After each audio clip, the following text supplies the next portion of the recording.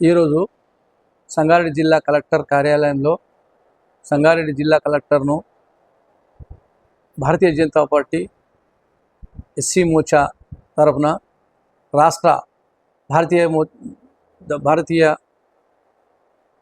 Janata party SC Morcha అధ్యక్షులు కాంతికిరణ్ ఆదేశానుసారంగా ఎస్సీలకు రాజ్యాంగపరంగా కల్పించిన 15% రిజర్వేషన్ను ఉద్యోగాల్లో, విద్యలో మరియు రాజకీయంగా తూచా తప్పకుండా 15% అమలు చేయాలనే సందర్భంలో ఈరోజు జిల్లా కార్యాలయంలో కలెక్టర్ గారికి వినతిపత్రం సందర్భించాం. దీని సందర్భంగా మేము ఒకటే కోరుతున్నాము, రాజకీయంగా 15% రాజ్యాంగ స్ఫూర్తిని సమన్యాయము అనే కోణంలో పరిశీలించి రాజకీయంగా 15% రిజర్వేషన్ అమలు చేయాలని భారతీయ జనతా పార్టీ జిల్లా ఎస్సీ మోర్చా తరఫున డిమాండ్ చేస్తూ ఉన్నాం.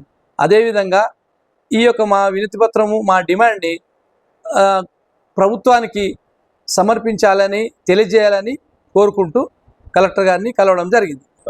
అలాగే గతంలో కాంగ్రెస్ ప్రభుత్వం 2009లో 15% రిజర్వేషన్ అమలు చేస్తామని వాగ్దానం చేసింది.